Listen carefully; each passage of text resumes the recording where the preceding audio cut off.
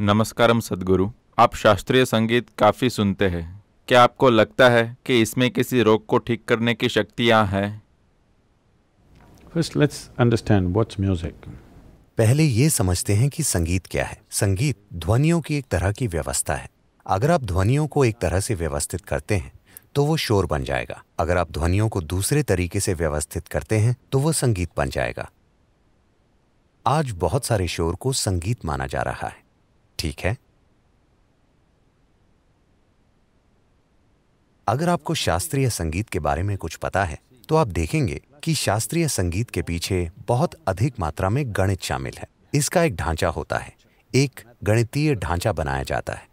जहां तक मेरी बात है, जब मैं किसी वाकई अच्छे गायक को गाते हुए देखता हूं तो मेरे लिए उससे एक पूरी ज्यामिति उभर कर आती है। तो एक तरह से आप ध्वनि के रूप में फिर से सृष्टि का निर्माण करने की कोशिश कर रहे हैं।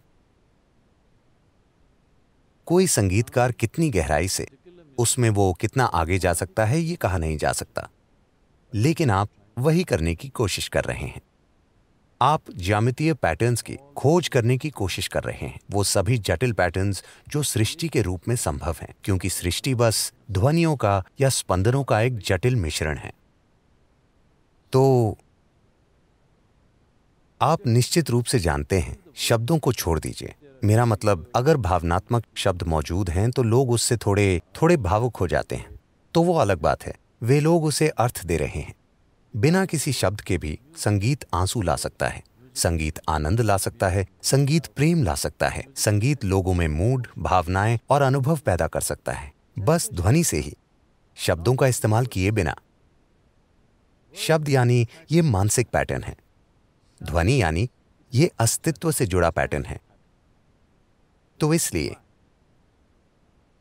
ऐसा संगीत जिसमें शब्द नहीं होते बहुत महत्वपूर्ण है, और ज्यादातर भारतीय संगीत काफी हद तक ध्वनि है। यहां वहां कुछ शब्द होते हैं पर ज्यादातर ध्वनि, क्योंकि Sound is an existential structure.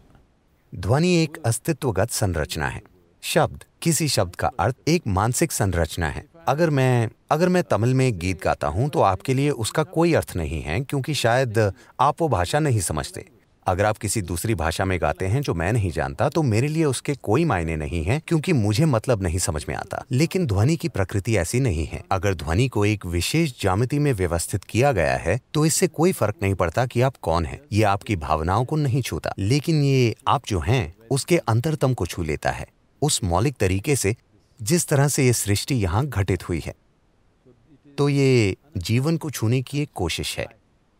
ये कोशिश है जीवन की नकल करने की, एक अलग रूप में, जो एक जबरदस्त चीज है। और क्या लोग इससे स्वस्थ और ठीक हो जाएंगे? बिल्कुल, अगर आप सही पिच को छू लें।